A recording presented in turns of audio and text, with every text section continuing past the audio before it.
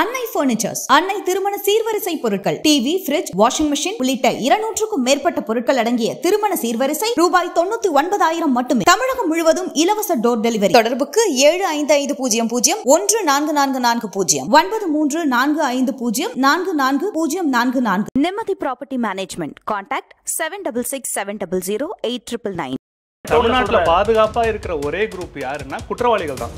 யார் யாரெல்லாம் குற்றத்தில் ஈடுபடுகிறார்களோ அவர்களை காப்பாற்றுவதற்காக தான் காவல்துறையும் அரசாங்கம் வேலை செய்கிற மாதிரி இருக்குது. சுதந்திர தமிழ்நாட்டில் இது வரைக்கும் இத்தனை ஆண்டுகளில் ஒரு பெண் டிஎஸ்பியை முடிய பிடிச்சி நடு ரோட்டில் அடிக்க முடியுமா? அவங்க சட்டையை பிடிச்சி தள்ள முடியுமா? சட்டையை பிடிக்க முடியுமா? இப்போ நான் என்ன கேட்குறேன், அதிமுக ஆட்சி காலத்தில் குறைவாக இருக்கிற குற்றம் உங்கள் ஆட்சி காலத்தில் இன்னும் அதிகமாக இருக்குது அப்படிங்கும்போது மக்கள் திடீர்னு சைக்கோவாக மாறிடுறாங்களா, ஜாம்பியாக மாறிடுறாங்களா? இல்லை. அண்ணா யூனிவர்சிட்டியோட வைஸ் சான்சலர் வீட்டுக்கு இன்றைக்கி போங்க, அவர் வீட்டில் சிசிடிவி வேலை செய்யுமா? செய்யாதா? செய்யும். ஏன் வேலை செய்யும்னா அந்த வீட்டுக்குள்ளே பாதுகாக்கப்படுறது அவரோட பொண்ணு, தான் பெற்ற பொண்ணு. அந்த பொண்ணை பாதுகாக்கிற சிசிடிவி ஜாக்கிரதையாக பத்திரமா இருக்கணும், அதெல்லாம் வேலை செய்யணும். ஆனால் அண்ணா யூனிவர்சிட்டியில் படிக்கிறது யார் வீட்டு பொண்ணா தானே, அவங்க சிசிடிவி ஏன் வேலை செய்யணும்? இதுதான் புத்தி. இந்த சிசிடிவி அண்ணா யூனிவர்சிட்டியில் வேலை செய்ய மாட்டேது, சிசிடிவி ரெஜிஸ்டர் ஆஃபீஸில் வேலை செய்ய மாட்டேது, சிசிடிவி போலீஸ் ஸ்டேஷனில் வேலை செய்ய மாட்டேது. விசாரணைக்கு அது ஏன் சத்தானா சிசிடிவி இல்லைங்கிறாங்க. எல்லா இடத்துலையும் வேலை செய்யாத சிசிடிவி சன் டிவிலையோ கேடிவிலையோ ஸ்டாலின் வீட்லேயே வேலை செய்யாமல் இருக்குதா? அவங்க வீட்டில் மட்டும் எல்லா சமயத்துலையும் வேலை செய்யுதில்ல. இந்த அளவுக்கு கூட நிர்வாகம் உங்களுக்கு பண்ண தெரியல. நீங்கள் ஆட்சியில் இருக்கீங்க, ரிசைன் பண்ணிட்டு போங்கன்னு நாங்கள் கேட்குறோம். எப்படி ஆம்ஸ்டாங் கொலை வழக்கில் ஒருத்தரை கொன்று அந்த வழக்கை அதோட ஒரு டெட் எண்டுக்கு கொண்டுட்டு வந்தாங்களோ அதே மாதிரி ஒருத்தனை கைது பண்ணிட்டோம். இந்த வழக்கு எதாவது முடிஞ்சிருச்சுன்னு ஊற்றி மூடத்துக்கான முயற்சி தான். ஒரே ஒரு ஆள் தான் குற்றவாளி அப்படின்னு சொல்றது. ஒரு கேம்பஸ்குள்ளே போறோன்னா அதுக்கு விளக்கம் சொல்லணும். யாரு கண்ணிலையுமே படாம 10-15 வருஷமா ஒருத்தன் ஒரு கேம்பஸ்குள்ள சுற்றிட்டு இருக்காங்கிறத எப்படி நம்புறது? இப்போ இவனுக்கு கூட்டாளிகள் கண்டிப்பா இருந்திருக்காங்க.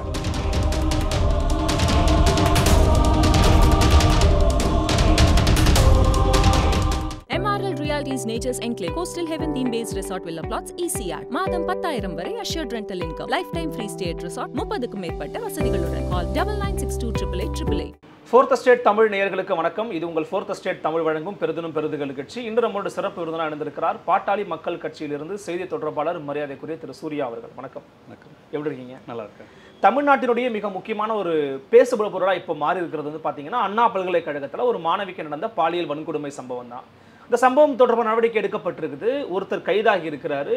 சென்னை கமிஷனர் அருண் ஐபிஎஸ் அவர்கள் வந்து ஒரு ப்ரெஸ் மீட் வச்சிருக்கிறாங்க. இதெல்லாம் நடந்திருக்குது, அதுக்கு நம்ம ரெக்டிஃபை பண்ண போறோம்லாம் சொல்லியிருக்காங்க. குற்றவாளியை கண்டுபிடிச்சோன்னு சொல்லிட்டாங்க. ஆனால் இந்த சம்பவம் நடந்த பிறகு முக்கியமாக பாமகவின் நிறுவனர் மரியாதைக்குரிய ஐயா ராமதாஸ் அவர்கள் வந்து தமிழ்நாட்டில் யாருக்குமே பாதுகாப்பு இல்லை, ஒரு பாதுகாப்பற்ற மாநிலமாக திராவிட மாடல் ஆட்சியில் நடந்துகிட்டு இருக்கு மக்களுக்குன்னு சொல்லி ஒரு நீண்ட நெடிய அறிக்கை ஒன்று கொடுத்துருந்தாரு. பல சம்பவங்களை வந்து முன்னுதாரணம் காட்டி. அவ்வளவு தூரம் போகணுமா? எவ்வளோ எக்ஸ்ட்ரீமாக பேசணுமா? ஐயா சொன்ன அறிக்கையில் ஒரு விஷயம் நீங்கள் மிஸ் பண்ணிட்டீங்க, அதை நான் திருத்தி சொல்ல விரும்புகிறேன். தமிழ்நாட்டில் யாருக்குமே பாதுகாப்பு இல்லைன்னு ஐயா சொல்லலை. தமிழ்நாட்டில் குற்றவாளிகளுக்கும் திமுகவினருக்கு மட்டும்தான் பாதுகாப்பு இருக்குது, வேற யாருக்கும் பாதுகாப்பு இல்லைன்னு தான் ஐயா சொன்னார். தமிழ்நாட்டில் பாதுகாப்பு இல்லை அப்படின்ற தமிழ்நாட்டில் பாதுகாப்பாக இருக்கிற ஒரே குரூப் யாருன்னா குற்றவாளிகள் தான்.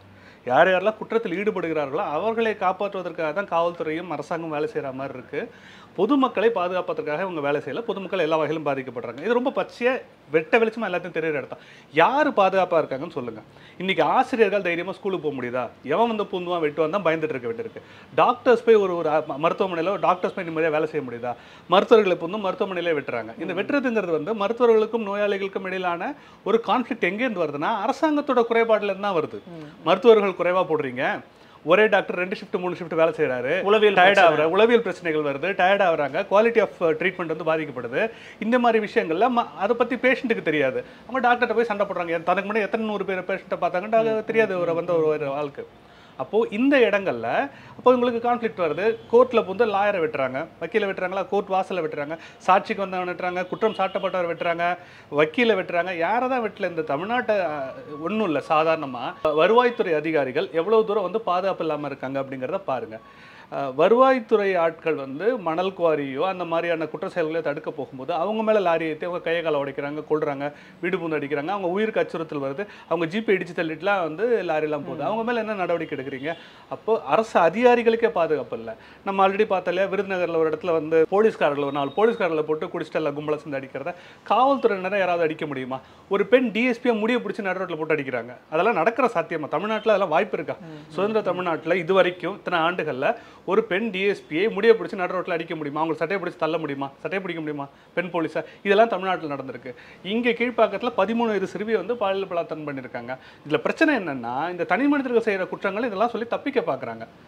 இது பொதுவான சட்டம் ஒழுங்கு பிரச்சனைன்னு சொல்ல முடியாதுங்க. இது தனி மனிதர்கள் இடையிலான ஒரு சிக்கலை வந்து நீங்க பொது பிரச்சனையா மாத்தி ஊதி பெரிதாக்குறீங்க. இப்போ நம்மளோட கேள்வி என்னன்னா, குற்றம் செய்கிறவன் வேணா தனி மனிதனாக இருக்கணும். ஓகே. ஆனால் அந்த குற்றத்தை தண்டிக்கிறதும் குற்றத்தை புலனாய்வு பண்ணுறதும் இந்த குற்றத்தோட ரூட் காஸ் இது ஆணி வேறு என்னன்னு கண்டுபிடிச்சு அதை எதிர்காலத்தில் தடுக்கிறது தான் கவர்மெண்ட்டோட வேலை. நான் சொன்ன விஷயத்தை பாருங்க. கீழ்ப்பாக்கத்தில் ஒரு நான் கள்ளச்சாராய விஷயம் பற்றி பேசுகிறேன். கீழ்ப்பாக்க விஷயத்தை எடுத்துங்க. கீழ்ப்பாக்கத்தில் அந்த பெண் பாதிக்கப்படும் போது ஒரு சிறுமி பாதிக்கப்படுகிறார். 13 வயது குழந்தை பாதிக்கப்படுகிறார். அந்த குழந்தை வந்து அங்கே லோக்கலில் போலீஸ் ஸ்டேஷனில் போய் அவங்க கம்ப்ளைண்ட் எடுக்காம திரும்ப கீழ்ப்பாக்க மருத்துவமனையில் ட்ரீட்மெண்ட்டுக்கு போகும்போது டாக்டர் கம்ப்ளைண்ட் பண்ணி அது வந்து நேஷனல் நியூஸ் ஆகி அது திரும்ப போலீஸ் எடுக்க வேண்டிய கட்டாயத்துக்கு வராங்க. அதுக்கப்புறம் என்ன நடந்தது தெரியுமா? அன்னைக்கு இரவு அந்த சிறுமியோட அப்பா அம்மா அந்த சிறுமியை அந்த வன்புணர்வு செய்த ஆட்கள் எல்லாரையும் ஸ்டேஷனுக்கு வர வச்சு அந்த குற்றமை செய்த ஆட்கள் முன்னாடியே சிறுமியோட அப்பா அம்மா போட்டு அடின்னு வெளுக்கிறான் போலீஸ்காரன். அது ஒரு பெண் போலீஸ் வந்து மகளிர் காவல் என்ன பண்ணாங்க? மகளிர் காவல் நிலையத்தில் இன்ஸ்பெக்டர் போட்டு அடிக்கிறாங்க. அதாவது பாதிக்கப்பட்ட சிறுமி தன்னோட 10-12 வயசு குழந்தைய வந்து எவனோ சீரழிச்சிருக்கான்ற ஒரு வேதனையில் ஆத்திரத்தில் வந்த பெற்றோரை போட்டு அடிக்கிறாங்க போலீஸ் ஸ்டேஷனில். விடிய அவங்கள வச்சு அடித்து காலையில் ஓடி வீட்டுக்கு நிறுத்தி விட்டுறாங்க. அவங்க அடுத்த ஒரு வாரத்தில் கோர்ட்டில் கேஸ் ஃபைல் பண்ணி அதை கோர்ட்டுக்கு போய் ஹைகோர்ட் பிடிச்சி ஏற்றுறாங்க. இப்போ என்னன்னா இந்த கேஸு சிபிஐக்கு மாற்றணும்னு சொல்லி பேரண்ட்ஸ் கேட்குறாங்க. ஏன்னா காவல்துறையும் அது இருக்கக்கூடிய உயர் அதிகாரிகளும் அனைத்து மகளிர் காவல் நிலையம் உட்பட மொத்த அரசு இயந்திரமே சேர்ந்து தங்களுக்கு எதிராக வேலை செய்யுது.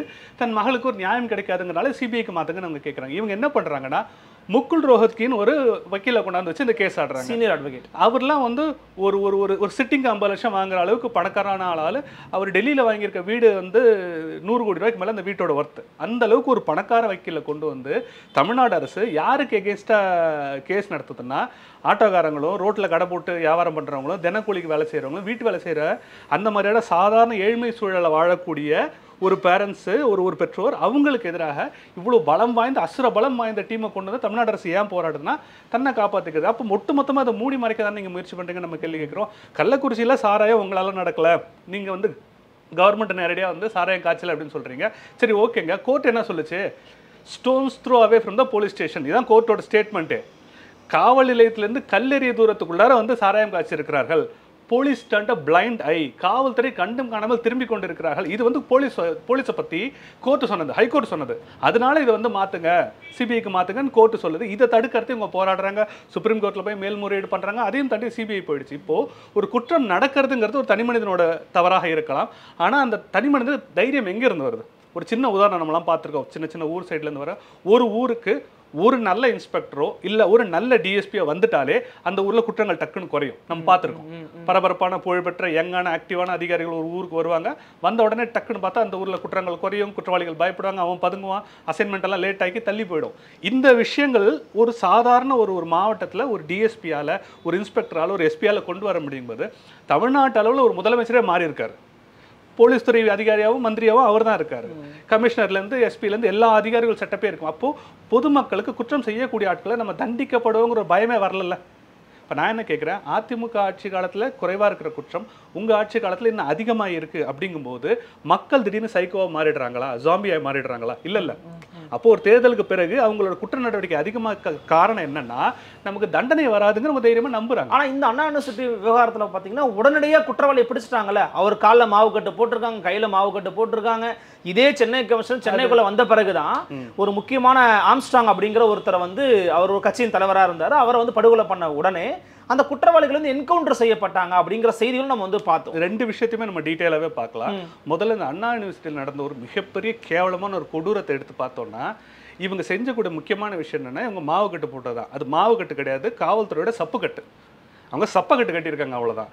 இந்த ஒரு குற்றவாளி இன்னைக்கு ஒரு நாள் குடிச்சிட்டோ, கஞ்சா போதையிலோ, கொக்கைன் அடிச்சிட்டோ, செவரேறி குதிச்சு அங்கே இருந்த யாரோ ஒருத்தர் ரேப் பண்ணிட்டா அப்படிங்கிறது கிடையாது. இவன் அந்த பகுதியில் வந்து திமுகவோட மாணவரணி பொறுப்பாளராக இருக்கக்கூடிய ஒரு நபர். திமுக காரங்க இல்லைங்கிறாங்களே, சொல்றாரு. திமுகவோட எல்லா நிகழ்ச்சிகளிலும் அவர் இருக்காரு.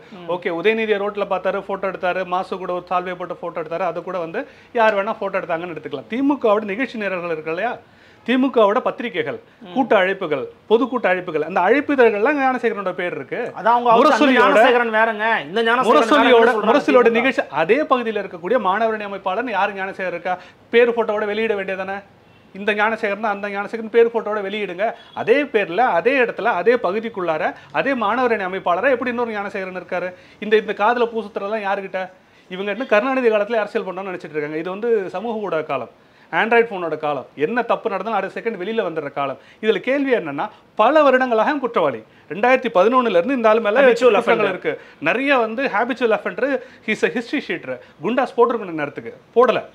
திருட்டு, கொள்ளை, வீட்டை பூந்து கொள்ளடிச்சதுலேருந்து பாலியல் தொல்லைகள் கொடுத்ததுலேருந்து எல்லா வழக்குகளும் இருக்கிற ஒருத்தன் எப்படி சுதந்திரமாக நடமாடிக்கிட்டு இருக்கான்? இது ஏன் அவங்க ஆக்ஷன் எடுக்கல அப்படிங்கிற கேள்வி தான் நமக்கு வருதே தவிர, இது பண்ண பிறகு அவனை அரெஸ்ட் பண்ணிட்டு மாவு கட்டு போட்டிருக்காங்க. காலையில் பார்த்தா முழுக்கையும் கட்டு போட்டிருக்கு, மத்தியானம் பார்த்தா முக்கால் கையில் கட்ட காணும். ஏன்னா அதுக்குள்ளே வடிஞ்சிருச்சா? புரியல. உடஞ்ச எலும்பு வந்து 3/4 மணி நேரத்தில் சேர்ந்துருமா? புரியல. குழந்தைகளுக்கு சேர்றதுக்கு மாசக்கணக்கு ஆகும்போது எப்படி இந்த கட்டு குறையுது, கூடுது? என்னோட கேள்வி என்னன்னா, இப்போது ஓடுனாங்களாம், தப்பிச்சுனாங்களாம், வழுக்கி விழுந்தாங்களாம், இந்த பாத்ரூமில் வழுக்கி விழுறதும் விரட்டும் போது விழுறதும் தொடர்கதையாக தமிழ்நாட்டில் இருக்கிறதுக்கு காரணம் என்னென்னா, போலீஸ் எப்பப்பெல்லாம் தோல்வி அடைகிறதோ, அவரோட இன்டெலிஜென்ஸ் எப்பெல்லாம் ஃபெயில் ஆகுதோ, அப்போ இன்வெஸ்டிகேஷன் எப்பெல்லாம் ஃபெயில் ஆகுதோ, பப்ளிக்கில் எப்பெல்லாம் அவங்க பேர் டேமேஜ் ஆகுதோ, உடனடியாக வந்து அவங்க கையை காலை உடைச்சு இந்த பாத்திரியா அவங்க காலை உடைச்சிட்டுன்னு பப்ளிக்கை சொல்ல வைக்கிறதுக்கான ஒரு ஸ்டண்ட் தான். இல்லை, மக்கள் மத்தியில் ஒரு ஆதரவு வருதுல்லப்பா, பரவாயில்ல குற்றவாளி பிடிச்சி அடிச்சுட்டாங்கப்பா அப்படின்னு ஒரு மக்கள் சட்டம் எதுக்கு இருக்கு? நான் என்ன கேட்குறேன், அரபு நாடுகளில் நிற்க வச்சு கல்லு தெரிஞ்சு கொண்டாலோ இல்லை கழுத்து நடுத்தரில் வச்சு அறுத்தாலோ அதை வந்து மக்கள் கைத்தட்டி வரவேற்கிறாங்கன்னா, சினிமாவில் அதெல்லாம் மக்கள் இன்னும் வரவேற்கிறாங்கல்ல வில்லனை கொள்றத. இப்போ எல்லாரையும் கொண்டுட்டு போயிடுங்க எல்லாரையும் வரிசையா. இந்த ஆம்ஸ்ட்ராங் அவர்கள் கொலை வழக்கில் கூட பிடிச்ச 2 பேரை சம்பந்தமே இல்லாத ஒரு நேரத்தில் புழல் சிறைக்கு அருகிலேயே கொண்டு ஒரு காட்டுப்பகுதியில் வச்சு அவங்களை கொண்டு இருக்காங்க. இது கேட்டு அவங்க தப்பிச்சு ஓட பார்த்தாங்க, நாங்கள் சுட்டோம், அவங்க திருப்பி சுட்டாங்க. விசாரணையில் இருக்கிற கைது செய்யப்பட்ட ஒருத்தர்கிட்ட எங்கிட்ட துப்பாக்கி வந்துச்சு? அவரை வந்து விரட்டி பிடிக்கவோ கைகாலில் சுட்டு அவரை உயிரோட பிடிக்கிறதுக்கு வாய்ப்பே இல்லைன்னு இவங்க சொல்கிறத நம்புற அளவுக்கு நம்மளாம் முட்டாள தமிழ்நாட்டில்? அப்போது திட்டமிட்டு அவங்களை கொலை செஞ்சுருக்காங்க. ஏன் கொலை செஞ்சுருக்காங்கன்னா, இந்த விசாரணைக்கு ஒரு முற்றுப்புள்ளி வைக்கணும். ஏன்னா இந்த விசாரணை வரி இந்த பாதை போயிட்டே இருக்கு இல்லையா, இந்த பாதை அங்கங்கே சுற்றி போய் அறிவாலய வாசல் நின்றுச்சுன்னா அப்போ இதுக்கு ஒரு முடிவு வைக்கணும்ல இந்த விசாரணைக்கு. அப்போ இவன் தான் கொலை பண்ணவன் கொண்டுட்டோம், சாட்சியம் கிடையாது, அவங்க யார் கொலை சொன்னாங்கிறது கிடையாது. அந்த 2 பேருக்கும் ஆம்ஸ்ட்ராங் அவர்களுக்கு முன்விரோதமா?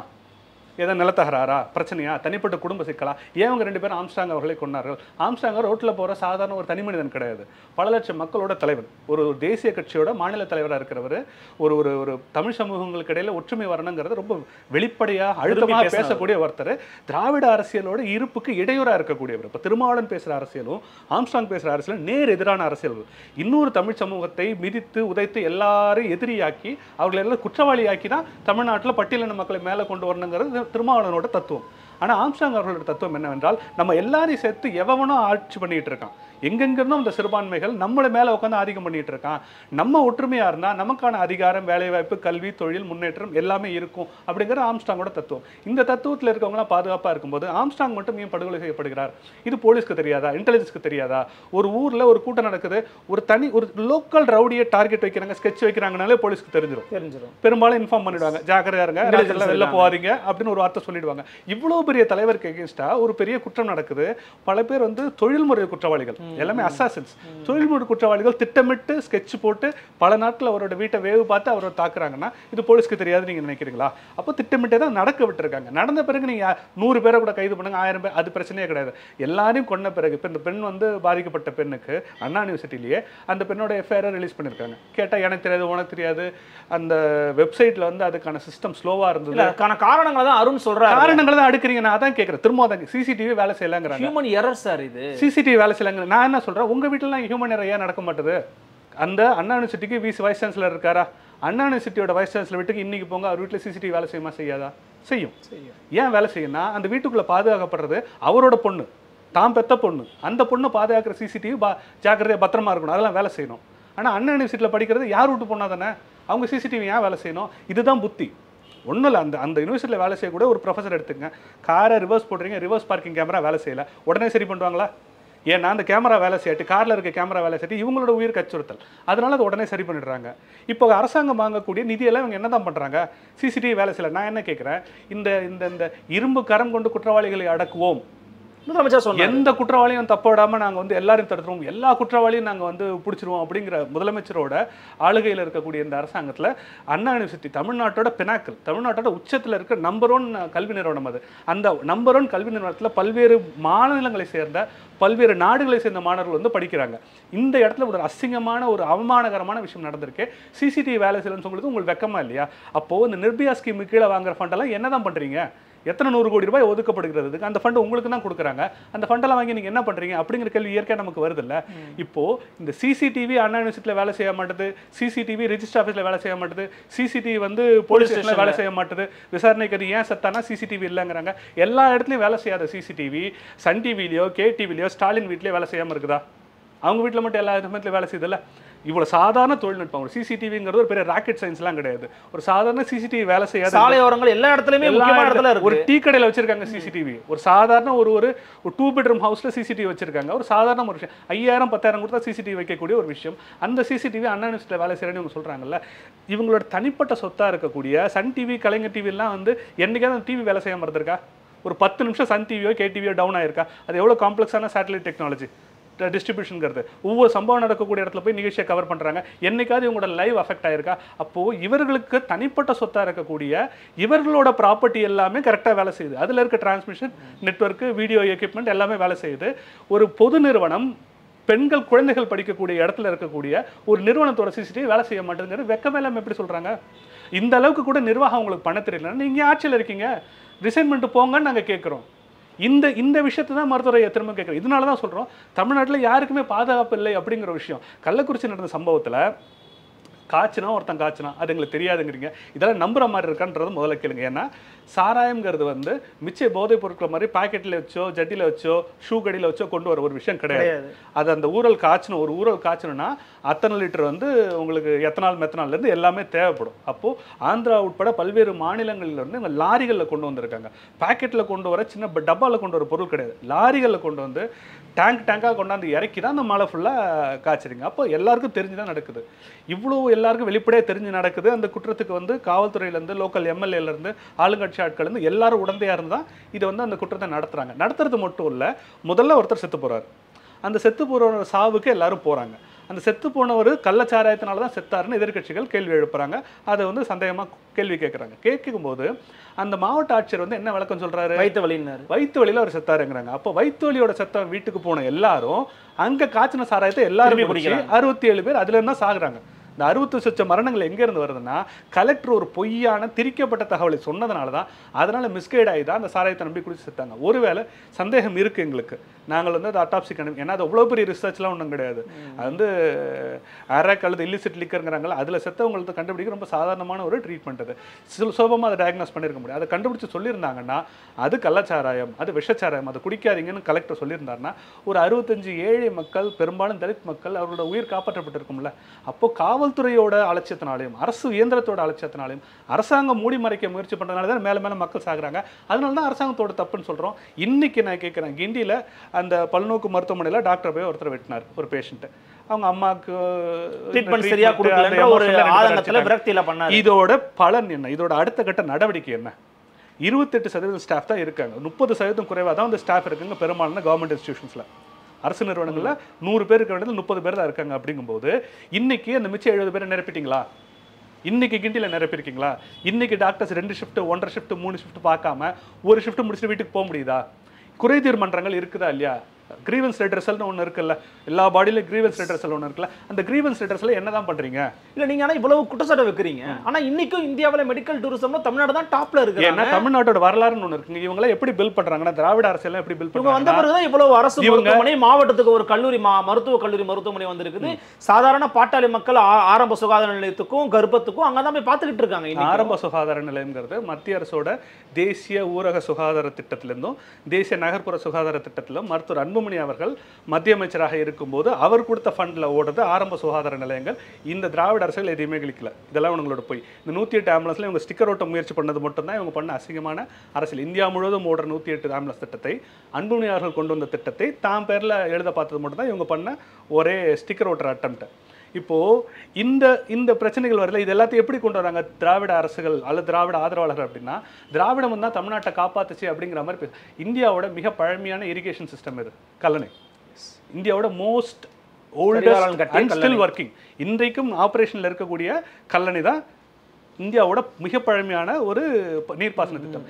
இந்தியாவிலேயே தமிழ்நாட்டில் இருக்கிற அளவுக்கு the network of rivers and tributaries and distributaries, ஆறுகளோட கிளை ஆறுகளுமாக வேளாண்மைக்கான அந்த தண்ணியை கொண்டு போகிறதுக்கான அந்த நெட்வொர்க். ஓகே, இந்த நெட்வொர்க் எந்த ஸ்டேட்டில் அதிகபட்சமாக இருக்குது? தமிழ்நாட்டில் தான் இருக்குது. இது இன்னைக்கு அவங்க உருவாக்குனது கிடையாது. 2000 வருஷமா தமிழ்நாட்டில் இருக்கிற ஒரு பேசிக் இன்ஃப்ராஸ்ட்ரக்சர். விவசாயமும் கலையும் கல்வியும் இங்கே பல 1000 வருடங்களாக இருந்திருக்கிறது. தமிழ்நாட்டில் இருக்கிற அளவுக்கான ஆர்கிடெக்சர் நார்த் இந்தியாவில் பல மாநிலங்களில் கிடையாது. தமிழ்நாட்டில் இருக்கிற நிறுவனங்கள், அண்ணா யூனிவர்சிட்டி நம்ம எடுத்துக்கிறோமே, எவ்வளோ வருஷமா அண்ணா யூனிவர்சிட்டி இருக்குது? வெள்ளக்காரங்காலத்துலேருந்து அண்ணா யூனிவர்சிட்டி இருக்குது. குயின் மேரிஸ் காலேஜ் எப்போ இருக்குது? ஏஷியாவோட 2nd ஓல்டஸ்ட் காலேஜ் அது. இங்கே ப்ரெஸ்லேருந்து நம்ம ரிலீஸ் பண்ண ப்ரெஸ்லேருந்து ஆரம்பித்து தமிழ்நாட்டில் இருக்கக்கூடிய கல்வி நிறுவனங்கள் திராவிட அரசுக்கெல்லாம் முந்தியது. முன்னாடியே நம்ம வெள்ளக்கார காலத்துலேருந்து வலிமையாக இருந்திருக்கும். அதான் சொல்ல போனால் இந்தியாவில் 4/1 ஜிடிபி தமிழ்நாட்டில் வர்ற அளவுக்கு தமிழ்நாடு வலுவாக இருந்தது இந்தியாவில். அப்படி இருந்த இந்தியாவில் இவ்வளவு வேளாண் நெட்வொர்க் இருக்கிற, விவசாயம் செழிக்கக்கூடிய, வசதியாக இருக்கிற தமிழ்நாட்டில் கல்வி வளர்றதுங்கிறது இயற்கை. ஓகே, வெள்ளக்காரன் ஃபார்ம் பண்ண 4 பிரசிடென்சியில் சென்னை எவ்வளோ முக்கியமான பிரசிடென்சி, மெட்ராஸ் பிரசிடென்சி. அப்போ வெள்ளக்காரன் 300 வருடத்துக்கு மேலே இந்த இடத்துல முதலீடு பண்ணியிருக்கான் இன்ஃப்ராஸ்ட்ரக்சரில். அவங்க கொடுத்த இன்ஃப்ராஸ்ட்ரக்சரை வச்சுக்கிட்டு தான் நீங்கள் மேலே கப்பல் ஓட்டிட்டு இருக்கீங்க. இப்போ என்ன கேள்வி, இவங்க என்ன பண்ணுறாங்கன்னா, இந்த இன்ஃப்ராஸ்ட்ரக்சரை வச்சு இவங்க கொண்டு வந்த வளர்ச்சியை தான் கொண்டு வந்த வளர்ச்சிங்கிற மாதிரி பேசிகிட்டு இருக்காங்க. நான் கேட்குறேன், எல்லா மாநிலங்களை விட்டும் எல்லா நகரங்களை விட்டும் தொழில் நிறுவனங்கள் வெளில போகிறதுக்கான காரணம் என்ன? தண்ணி இல்லை, ஆமாம், கரண்ட் இல்லை. இதுதான் மெயின் ரீசன். தண்ணி இல்லை, கரண்ட்டில் இருந்தால் தான் வெளில போகிறோம் அப்படின்னு. தமிழ்நாட்டில் தண்ணி பிரச்சனை அந்த மாதிரி இருக்கா? தண்ணி பிரச்சனை தீர்க்கறதுக்கு திராவிட அரசுகள் என்ன பண்ணாங்க? பல்லவர்கள் உருவாக்கின, சோழர்கள் உருவாக்கின, அரசர்கள் உருவாக்கின ஏரிகள், அதன் மூலமாக வர திட்டம். யாரோ வெட்டின வீரான ஏரியிலேருந்து பைப்பு போட்டு சென்னை கொண்டு வரீங்களே தவிர, சென்னையில் இருக்க ஏரியை முறை எல்லாம் கட்டடம் கட்டுறீங்களா? சென்னையில் நீங்கள் ஏரிகளை காப்பாற்றுனீங்களா? இல்லை புதுசாக ஏரிகளை உருவாக்குனீங்களா? கிடையாது. அப்போது ஒரு சிட்டிக்கான அடிப்படை இன்ஃப்ராஸ்ட்ரக்சர்னு ஒன்று இருக்குல்ல, தண்ணி வேணும், கரண்ட் வேணும், சாலை வேணும், இதெல்லாமே நீங்கள் பண்ணலை. இதை பண்ணி இதனால் உங்களுக்கு ஒரு வளர்ச்சி வந்ததுன்னா அதை நீங்கள் சொல்லலாம். நீங்கள் பண்ணதெல்லாம் ஏற்கனவே இருந்த அடித்தளத்தை, அந்த பேசிக்கை அந்த அழிச்சது மட்டும்தான் உங்களோட ஒரே சாதனை. அப்போது திராவிட அரசுங்கிறது என்ன, திராவிடம் அப்படிங்கிறது என்னன்னா, ஒரு பலம் வாய்ந்த அரசா இந்தியாவில் 4வது 5வது இடத்துல ஒரு 25% ஆஃப் த ஸ்ட்ரென்த் இருந்த ஒரு தமிழ்நாட்டை கீழே பிடிச்சி இழுத்துட்டு வந்தது தான் திராவிடத்தோட ஒரே சாதனை. இவங்க பண்ணது ஃபுல்லாகவே டேமேஜ் தான். டேட்டா வைஸ் ஒரு விஷயமா நம்ம எடுத்து பேச முடியும். திராவிட அரசு வந்து எப்படி தமிழ்நாட்டை சீரழிச்சிருக்கு அப்படிங்கிறத ஒவ்வொரு பாயிண்டாக எடுத்து பேச முடியும். இல்லை, இந்த அண்ணா யூனிவர்சிட்டி விவகாரத்தில் எஃப்ஐஆர் எப்படி லீக் ஆச்சு அப்படிங்கிற கேள்வியை கேட்குறீங்க. அதே போல் இதெல்லாம் நடந்திருக்க கூடாது அப்படிங்கிறீங்க. ஆனால் துரித நடவடிக்கை எடுக்கப்பட்டிருக்கு அப்படின்றத காவல்துறை மீண்டும் மீண்டும் சொல்கிறாங்க. நடவடிக்கை எடுத்திருக்கிறோம், ஒருத்தர் கைது பண்ணியிருக்கோன்றாங்க. அதை நீங்கள் ஒப்புக்கொள்ள ஏன் மறுக்கிறீங்கன்னு கேட்குறேன். It's not sufficient, it's not correct. இவங்க எல்லாத்தையும் மூடி மறைக்கிறதுக்காக ஒரு கைது பண்ணியிருக்காங்கன்னு நாங்கள் சொல்கிறோம். ஏன்னா அந்த கைது செய்யப்பட்ட அந்த நபர் அவர் முதல்ல சொன்னதாகவும் அந்த பாதிக்கப்பட்ட விக்டிம் அந்த பெண் சொன்னதாகவும் சொன்னது என்னன்னா, இவர் வந்து வேற ஒரு சார் இருக்காரு, சாருக்கும் நீ ஒத்துழைக்கணும் அந்த பண்ண மிரட்டதான் அவங்க சொல்றாங்க. பொய்ங்கிறார் அருண். ஃபோன் ஃப்ளைட் மோட்ல இருந்துச்சு, அவன் பொய் பேசியிருக்கான் அப்படிங்கிற. யார் ஃபோனை ஃப்ளைட் மோட்ல வச்சிருப்பாங்க நீங்க நினைக்கிறீங்க? ஒரு ஃபோனை சாதாரணமாக தமிழ்நாட்டில் கேட்குற 199 பேர் நம்ம இருக்கோம். யார் ஃபோனை ஃப்ளைட் மோட்ல வைக்கிறாங்க? நீங்களும் நானும் இன்டர்வியூவில் இருக்கோம். உங்கள் ஃபோன் ஃப்ளைட் மோட்ல இருக்கா? சைலண்ட்ல இருக்கு. என் ஃபோனும் சைலண்ட்டாக தான் இருக்குது, ஃப்ளைட் மோட்ல இல்லை. யாராவது கால் பண்ணால் அட்டன் பண்ணணும்ல. சாதாரணமாக உட்காந்து பேசிட்டு இருக்க நமக்கே யாராவது கால் பண்ணாங்க வேலை இருக்குன்னு நினைக்கும் போது, ஒரு குற்றவாளி ஒரு ஆபத்து அவசரத்துக்கு இன்னொருத்தனை ரீச் அவுட் பண்ண நினைக்க மாட்டானா? ஃப்ளைட் மோட்லாம் வச்சுட்டு ஒரு இடத்துக்கு போவானா? ஒரு பிரச்சனை போகிறான், ஒரு பொண்ணை ரேப் பண்ணுறான், 4 பேரை சேர்ந்து திரும்ப அடிக்கிறாங்க, சப்போர்ட்டுக்கு 4 பேரை கூப்பிடணும்ல, ஃபோனை என் ஃப்ளைட் மோடில் வச்சுட்டு போகிறான். இதெல்லாம் அவங்க யாருக்கு அதில் பூ சுற்றிட்டு இருக்காங்க? சரி, அன்றைக்கி அந்த 1 மணி நேரம் ஃப்ளைட் மோடில் இருக்குன்னு நம்ம வச்சுப்போம். அந்த ஃபோனுக்கு கால் ஹிஸ்ட்ரின்னு ஒன்று கிடையாதா? யார் யார் கூட தொடர்பில் இருந்திருக்கான்? அந்த ஃபோனில் யார் யாரோட வீடியோஸ் இருக்குது, யார் யாரோட ஃபோட்டோஸ் இருக்குது அப்படிங்கிறத எடுத்து பார்க்கறது உங்களுக்கு எம்மா நேரம் ஆச்சு. இவங்க எஃப்ஐஆரை வெளியிட்டதே காவல்துறை மருத்துவர் அன்புமணி அவர்கள் சொன்னார். எஃப்ஐஆர் வந்து வெளியிட்டது அப்படிங்கிறது காவல்துறை அந்த பெண்ணை மனதளவில் வன்புணர்வு செய்ததுக்கு சமம்னு சொன்னார். ஒரு பொண்ணை ஃபிசிக்கலாக வந்து ரேப் பண்ணுறதுக்கு எவ்வளோ மோசமோ, அந்த பொண்ணை வந்து அசாசினேஷன் பண்ணுறது எப்படி தப்போ, கொலை பண்ணுறது தப்போ, இது வந்து அவங்களோட கேரக்டர் அசாசினேஷன். அந்த பெண் யாருங்கிற பேரை வெளியிட்டு அவரோட முழு தகவல், அப்பா அம்மா ஊர் அட்டத்துலேருந்து எல்லாத்தையும் வெளியிட்டிருக்காங்க எஃப்ஐஆரில். எவ்வளோ பெரிய கிரைம், எவ்வளோ பச்சையான கேவலமான கிரைம். இந்த நிர்பயா ஸ்கீமில் இத்தனை கோடி ரூபா பணம் வாங்குறீங்களா? நிர்பயாங்கிற பெண் யாருன்னு அந்த ஒரிஜினல் பேர் யாருக்கா தெரியுமா? நிர்பயாங்கிற பொண்ணோட பேரே கிடையாது. நிர்பயானா பயம் இல்லாதவள். இவ்வளோ பெரிய குற்றத்துக்கு பிறகும் சம்பவத்துக்கு பிறகும் அந்த பொண்ணு நின்று ஹாஸ்பிட்டலில் ஃபைட் பண்ணனா அப்படிங்கிற நிர்பயாங்கிற பேர் ஒன்று வச்சிருக்கோம். பயம் இல்லாதவங்களோட பேர் வச்சிருக்கோம். அந்த பொண்ணு பேர் கூட இந்தியா முழுக்க தெரியாது. ஓகேவா? அப்படி இருக்கும்போது இன்னைக்கு இந்த பொண்ணு பேர் எப்படி இந்தியா முழுக்க எப்படி போச்சு? இது எவ்வளோ கேவலமான ஒரு திராவிட மாடல்ன்றதை பார்த்துங்க. இந்த கேவலமான திராவிட மாடலை வச்சுக்கிட்டு தான் ஒரே ஒருத்தனை கைது பண்ணிட்டு காலையில் மாவுக்கிட்ட சாயங்காலம் மாவுக்கிட்டல கிரேட்டா காரில் வந்து சொகுசு காரில் கால் நீட்டி போட்டு உட்காந்துருக்கான். ஏன் அவங்களாம் போலீஸ் ஜீப்பில் ஏற்ற மாட்டாங்களா? ரோட்டில் ஒரு பிக் பேக்கெட் பிடிச்சி அடிச்சு போலீஸ் ஸ்டேஷனில் ஏற்ற முடியல உங்களை? அப்போது அவனுக்கு எங்கே இந்த சொகுசுக்கார் எங்கேருந்து வந்து அந்த குற்றவாளிக்கு? அந்த குற்றவாளி ஒரு நபராக இந்த குற்றத்தை செய்தால் நீங்கள் சொல்கிறீங்களா? நீங்கள் நம்புறீங்களா? தமிழ்நாட்டில் நான் கேட்குறேன், ஒரு காலேஜுக்குள்ளார ஒருத்தர் தான் குற்றவாளிங்கிறார். நான் கேட்குறேன், ஒரு காலேஜுக்குள்ளார நான் கேட்குறேன், சாதாரணமாக யோசிங்க, பார்க்கக்கூடிய பார்வையாளர்கள் யோசிக்க சாதாரண விஷயம். ஒரு காலேஜ் கேம்பஸ்குள்ளே நீ போகிற, ஒரு ஒரு ஒரு 20 வயது பெண்ணை ரேப் பண்ணுற, அவளுக்கு 20 வயதுக்கோ 22 வயதுக்கோ இருக்கக்கூடிய ஒரு காதலன் கூட இருக்கான். 22 வயது கூட 2 இளைஞர்கள், ஒரு ஆண் ஒரு பெண் இருக்கக்கூடியவங்கள ஒரே ஒரு ஆள் வந்து அடிச்சு பயமுறுத்தி அவங்களை பணிய வைக்க முடியும், அந்த தைரியம் ஒரு ஆளுக்கு இருக்கு நீங்க நினைக்கிறீங்களா? ஒரே ஒரு குற்றவாளி இதை வந்து தொடர்ந்து செய்ய முடியும் நீங்க நினைக்கிறீங்களா? ஒரு குற்றவாளிக்கு வேற ஆளே கிடையாதா? உங்களுக்கு துணைக்கு ஆளே கிடையாதா? இது யார் காதலையும் உங்க பூ சுத்துறாங்க. இது எப்படி ஆம்ஸ்டாங் கொலை வழக்கில் ஒருத்தரை கொன்னு அந்த வழக்கை அதோட ஒரு டெட் எண்டுக்கு கொண்டுட்டு வந்தாங்களோ அதே மாதிரி ஒருத்தனை கைது பண்ணிட்டோம், இந்த வழக்கு இதோட முடிஞ்சிருச்சுன்னு ஊற்றி மூடத்துக்கான முயற்சி தான் ஒரே ஒரு ஆள் தான் குற்றவாளி அப்படின்னு சொல்றது. வீடு பூந்து கொள்ளடிச்சிருக்கான், இத்தனை பாலியல் வன்புணர்வுகள் பண்ணியிருக்கான் அப்படிங்கிற ஒருத்தனுக்கு கேம்பஸ்குள்ளே எப்படி ஆக்சஸ் இருந்தது? வாட்ச்மேன் ஒரு 10 ரூபாய் 20 ரூபாய் காசு வாங்கிட்டு விடலாங்கிறதுக்கு என்ன கேரண்டி? அந்த கேம்பஸில் நான் நிறைய பேர் பார்த்துருப்பேன். ஏப்பா யார் பண்ணி எந்த ஹாஸ்டல் நீ என்ன யூஜி ஹாஸ்டல் பிஜி ஹாஸ்டலா, நீ எந்த கேம்பஸ், நீ இந்த ஏசிடி கேம்பஸா சிஇஜி கேம்பஸான்னு ஒரு வாத்தியார் கேட்டிருக்க மாட்டாரா? ராத்திரில வாக்கிங் போகிற ஒரு ப்ரொஃபஸரோ அங்கே ஹாஸ்டலில் தங்கியிருக்க உள்ளே தங்கியிருக்க யாரோ ஒரு கேட்டிருப்பாங்கல்ல.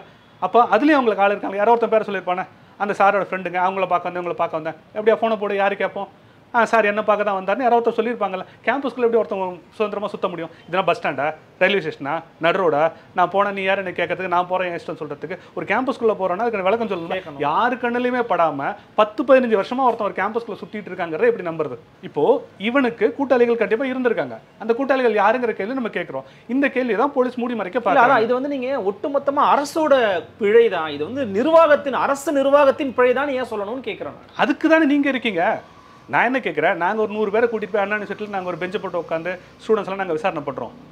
இல்ல இப்போ உங்க என்ன சொல்றாங்கன்னா, இப்போ அதிமுக ஆட்சி காலகட்டத்தில் ஒரு கூட்டு பாலியல் குற்றம் நடந்துச்சு பொள்ளாச்சி. அது அவங்க சிபிஐ பிரச்சனை. அதே மாதிரி 19 பேரை சுட்டு கொலை பண்ணாங்க.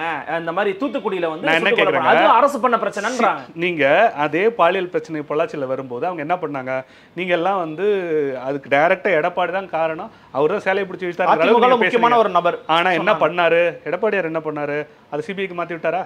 அவரே முன் வந்து கொடுத்துட்டாரா? நீங்க விசாரிச்சுங்க, யார் குற்றவாளி தண்டிச்சுக்கிட்டு வெளில போயிட்டாரா? நீங்க ஒவ்வொரு வழக்கையும் பாதுகாக்கிறீங்க. அதிமுக அதுக்கு ஒரு கலாச்சார விஷயத்தை நீங்க பாதுகாக்கிறீங்க. காரணம் சொல்றாங்க, சிபிஐ வசம் அல்லது உயர்நீதிமன்ற வசம் அல்லது வந்து ஏதோ ஒரு மத்திய புலனாய்வு கிட்ட போனாலே தீர்வுகள் கிடைக்க மாட்டேங்குது.